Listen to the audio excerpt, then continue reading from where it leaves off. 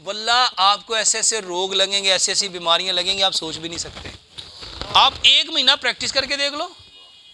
اچھا دیکھو، ایسے کھڑے ہو کے ایسے رکوع کرو، ذرا رکوع کرو، یہاں کتنا سکون ملا ہے۔ ذرا پیر بند کر کے رکوع کرو، اب کیا ہو رہا ہے؟ اونچی بولو نا، ادھر منہ کر کے دس کیا ہوا ہے؟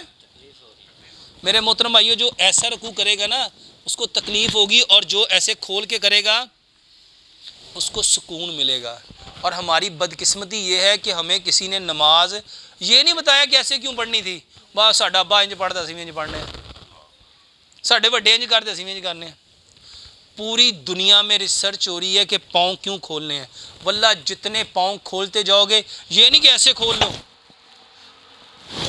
دیکھو یہ اپنے جسم کے مطابق پاؤں کھولو، یہ دیکھو اب میں نے یہ تھوڑا سا آگے ہو، یہ میرا پاؤں اور اس کا کندھا پتہ کب ملنا ہے؟ جب ہماری چھاتی کے مطابق کھولیں گے۔ بھائی جان پاؤں تھوڑا سا ذرا زیادہ کھولو، یہ جیسے ہی زیادہ کرے گا تو یہ کیا ہو گیا؟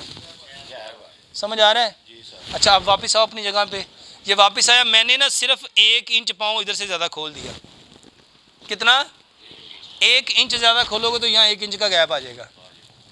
میرے محترم بھائیو، قدم کے ساتھ قدم اور کندھے کے ساتھ کندھا ملتا ہی اس وقت ہے۔ میں نے یہ تھوڑا کم کھولا ہے، اب ملاؤ ذرا۔ میں نے یہ کم کھولا تو میں پھر بھی اس کے ساتھ مل سکتا، یہ ٹیڑھا ہو کے کھڑا ہوگا۔ نماز ہمیں ہماری الائنمنٹ اللہ تعالیٰ اس مورے کو کیا کرنا چاہتا ہے؟ یہ جو اسپائنل کارڈ اللہ اس کو سیدھا کرنا چاہتا ہے، اور یہ اللہ تعالیٰ نے نماز میں رکھا ہے۔ اور میرے محترم بھائیو، جتنے لوگوں کو بیٹھ جائیں، جتنے لوگوں کو 3 بیماریاں، یہ ایک بھائی نے بھی پوچھا الرجی ہو جاتی ہے۔ کس نے پوچھا تھا الرجی؟ Dust allergy. صرف لمبا سجدہ کرو۔ یہ ڈاکٹر عبد القدیر خان تھے نا ہمارے سائنٹسٹ، انہوں نے میرے آرٹیکل کے اوپر یہ طریقہ، ان کو بھی یہ بیماری تھی، ان کو بھی نا چھینکیاں آتی تھی، الرجی تھی۔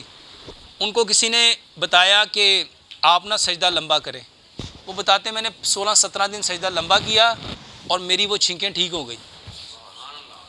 میرے محترم بھائیو، انہوں نے پورا ایک آرٹیکل لکھا، صرف سجدہ لمبا کرو۔